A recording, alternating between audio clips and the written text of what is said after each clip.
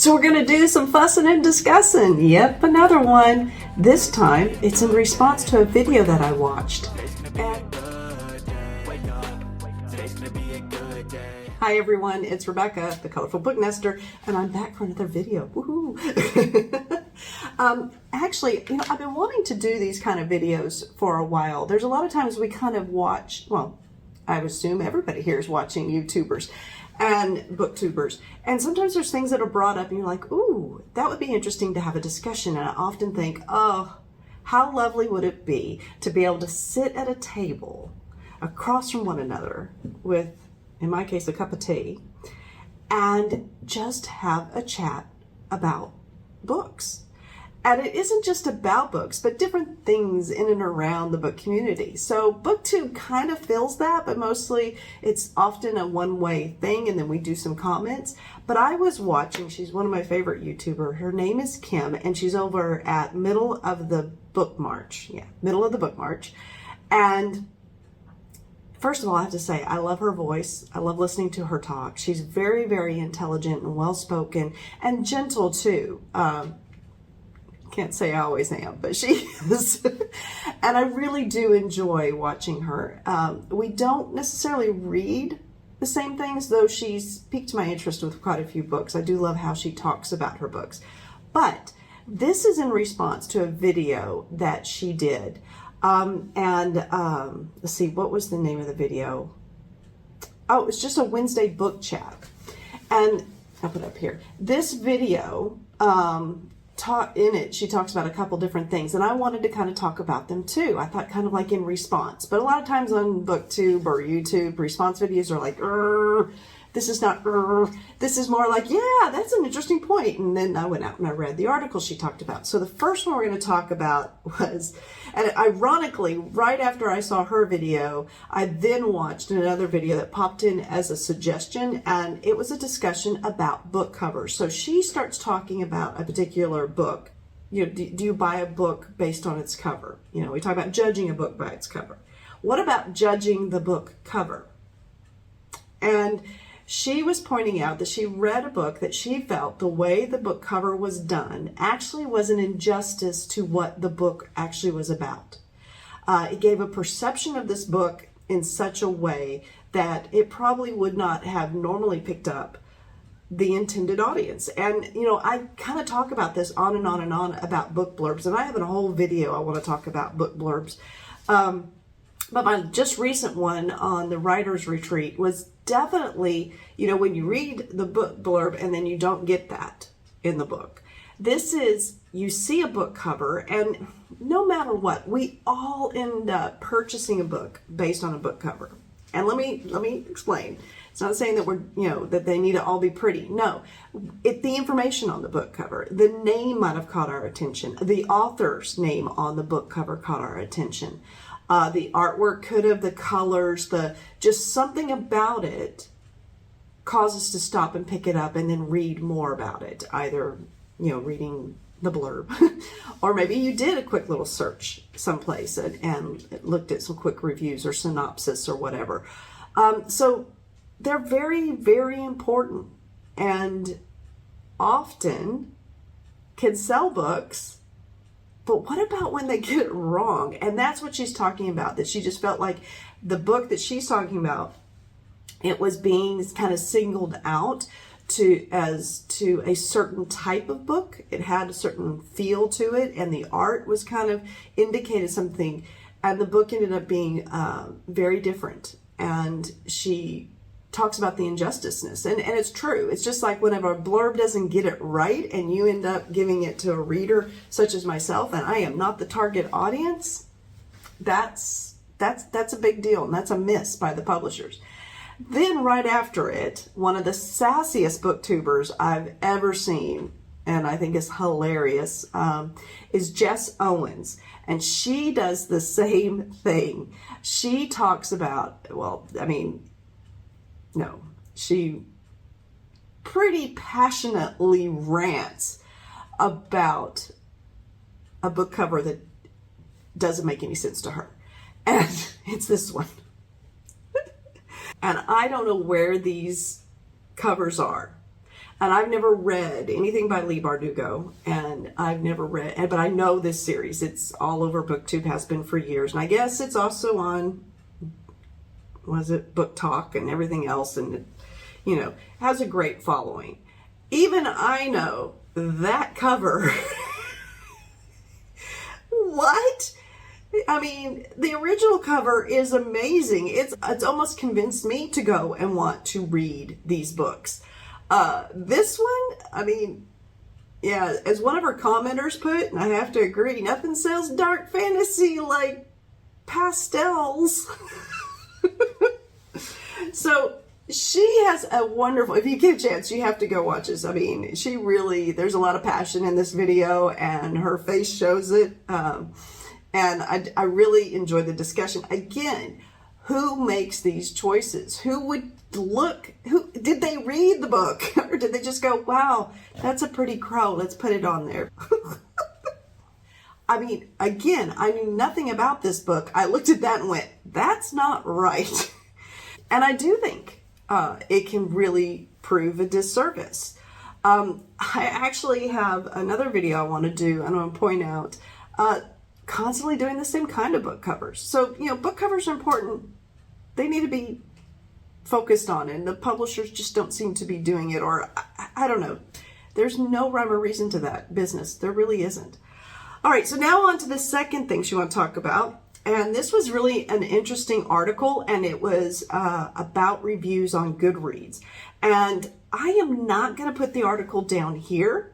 I'm going to ask that you follow to Kim's video, because she has all the information there, and she's the one who found it, and she's the one who brought up the discussion. So I really feel like linking through her video and watching her video is really, a good aspect to bring up on this. But it's talking about Goodreads reviews specifically, and talking about how there's 1-star reviews for books that are not even released yet.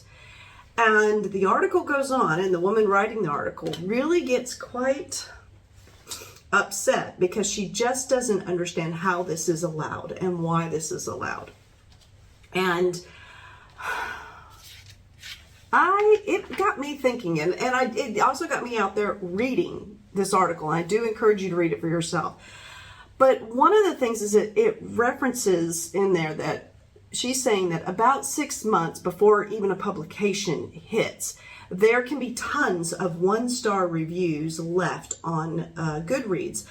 And she talks about 2 books in particular, but the first one she talks about, she's referencing that, 6 months before it was even published, there's all these 1-star reviews. Now, in her own words, it also says, quote, in brackets, though overall split among ratings was mixed. So not just 1-star reviews. Okay, let's keep moving on. She then goes on to a subsequent one saying that this one author decided to pull her book from publication because it was getting so many negative reviews. And I'm kind of like, there's no real information of, an author pulling the publication. If a publishing house has said, we're going to publish you, and they've provided money and everything else, was it not the publishing house probably saying, maybe this isn't the right time? And so there's a lot in this article is just kind of flip it, thrown out there, and there's no backup. And I am so sick of articles like that. I guess articles can't be longer. I mean, this is a short article. Can't be longer than a 5-minute read, which means there's not enough in there to really justify what somebody's opinion is. Now, the big surprise is she keeps going on, and guess what? She has a book she's going to be publishing, and she's hoping that this doesn't happen to her. But she does give a little bit of light at the end of the tunnel. She has suggestions on how this can be done. Her biggest thing she's talking about Goodreads is now unreliable because there's so many 1-star reviews before a book is even published. And she believes that, number one, reviews shouldn't be allowed to be published before the book is published. What? Advanced readers' copies?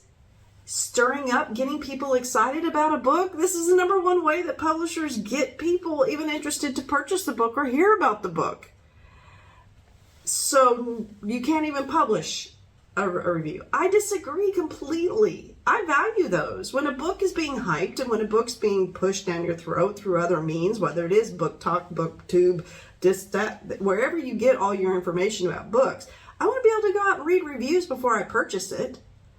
So if somebody's been given the book, it doesn't matter. If the book has been out there for people to read 6 months before, they should be able to put their review whenever.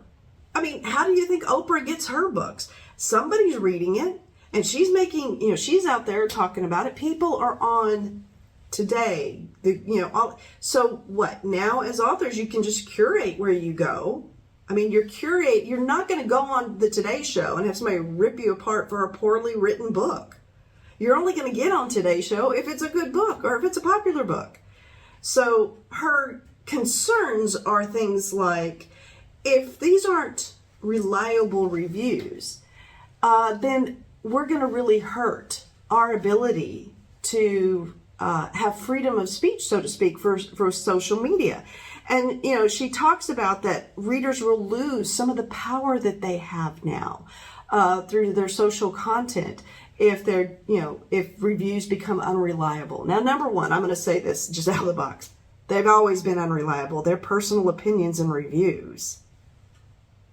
Let's just say it. And she says, but I want people to be able to participate in public book discourse and everything. How can you want both? I mean, one of the things I love, she goes, because it could cause books that have cultural significance to not be published and not. Well, unfortunately, I think our political agendas are doing really well on that as well. So having them published ahead of time, if they've actually read it, I don't see how that's a problem. That's not what's lending to unreliability of this. Secondly, she then goes into that, they should use bots to detect fake reviews. Bots, robots. And she says that, they're already doing it on things because they can use bots and they can see that they aren't using enough unique language like a human would. Well, step back, AI's coming, babe. And most of us, are getting inundated with it one way or the other. But wait a second. I don't need a bot to read a review for me to go, bullshit. I have my own bullshit meter. I can read a review, and if it doesn't have any information besides, this is the most wonderful book in the world, or this book stinks because it has very controversial and I don't believe in this, I can make my own decision. So I'm already being discernible. Does she really think people are just blindly going out going, wow, this is a 4.3 on Goodreads and I have to read it? Now, her third thing is that she believes that, number one, Goodreads and those type of platforms should be policing it themselves. They really should. That is should be really, really, watching out for this. And she says that maybe what they should do is give more weight to those that do more reviews. How is that socially okay? How is that a social, way to talk about, you're going to suppress me because I don't write 60 reviews. Maybe I only read 5 books a year. Somebody else could read 200 books a year and they write more reviews. Doesn't mean they understand or are getting any more out of that book. They might have read one book in a genre that I've read 30 in, but I've only reviewed one in. Seriously? Give more weight based on how much you write reviews? And she actually used a term to weight them based on, who writes more reviews over a certain amount of time and are not serial book trashers. I could be considered a serial book trasher because a lot of times, the only time I put a review, in some cases, is when I'm really, really kind of frustrated. But I can tell you, my review has a lot of information in it. And you as a discernible reader, somebody that is an active reader, can read my reviews and make those decisions for yourself if those same things are going to bother you. So we're not clever enough to be able to figure out for ourselves if something is a bogus review. And we're not clever enough to be able to determine if unless we've written a lot of book reviews, if a book is good or not. How is this not stamping out the free discourse that you so much talk about in this article. So those are the three main ways that she thinks it can be combated. And then I will just say this, the two big glaring things I saw in this article that were missing is not once does she talk about the quality of the reviews. She just talks about 1-star reviews. She doesn't talk about the quality, like what's in these reviews, what's actually being said. And she doesn't even use that as one of the three ways to combat against this negativity, these book trashers. So that's a problem for me. And then the second thing is she only talks about 1-star reviews, 1-star reviews, 1-star. What about the books that you go to and you're like, oh, how are so many people have already read this and all say it's a 5-star? I mean, how many 5 stars do you actually have in your reading typically? And yet these people all say this is a 5-star. I see it all the time. When I'm on NetGalley, part of NetGalley, you can see other people's reviews. Now, I don't look at any of those until after I'm done with my book. If I've been given a book, I don't look at those reviews prior to even asking, though I might need to going forward. I don't want to, because I don't want any influence. But I will look at them afterwards. And how many times have I been like, is this even the same book? But the reviews are all this glowing, it was a great book, it was a wonderful story, I felt so involved. But no specifics about the book. Now, you could put that same review 15 times, and guess what? It's going to keep your percentages of reviews up on NetGalley, and you look like you're a really positive reviewer. How many people are writing reviews on even something like NetGalley that subsequently then feeds into Goodreads and Amazon, are just putting good reviews because they're fearful they won't get free books going forward? That's so not talking about quality of reviews. And then again, putting way too much that I rely too much on other people's reviews. I'm discerning reader. I look through these things, and if you only give me a couple. I had it happen a couple years ago. I read a horrible book. It was I don't know how I even got the book, to be honest, because I wasn't on NetGalley at the time. It was awful, but I put my review out there. I went and read the other reviews, and every one of them were 5 stars.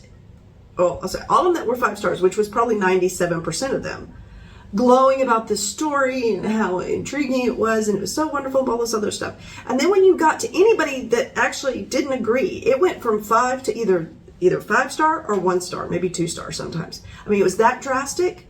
But the people who are reading the 2 and the 1 stars are like me going, did we read the same book? Like, how are you saying this is a good book? Well, this is my theory. Those were all the author's friends. She self-published. She wanted reviews on Amazon, and she asked all of her friends to write something. She might have had 16 brothers and sisters for all I know, and every one of them left a review, and it was all great, and it was amazing. They may or may not have even read it, but I think there's a little bit of bias. So you can have it in both directions. I mean, she says it herself, that one of the books that overall, they were split among ratings. We read the reviews, we don't just look at the stars. So she's just hoping that when her book comes out that doesn't happen to her. But it's not a great article. It's an interesting discussion to have, but it's not a great article. So, but thanks, Kim. Thanks for bringing that up. I really enjoyed going through that. All right, so that's it for my discussion of these just first 2 questions. I started thinking about it. This got kind of long. I do have a third one, so I'm going to make it part 2, which you should be able to find almost immediately because I'm going to be releasing them pretty close to one another. About a little bit more fun topic, and that's using books as furniture or as decor. So it's kind of a funny little article. And again, it's referencing Kim's video that we just talked about these first 2 items. I felt like they were related though. And let me know what you think. I mean, between the covers, but also about the reviewing. I mean, seriously? I almost found that article insulting because I'm not going to go out and read a book just because somebody gave it 4 or 5 stars. Yeah. And if I'm recommended a book and I go out in the reviews and I see a 1 star, otherwise I would read nothing because everything has a 1 star. Somebody didn't like it. Not every book's for everybody, yeah, are they?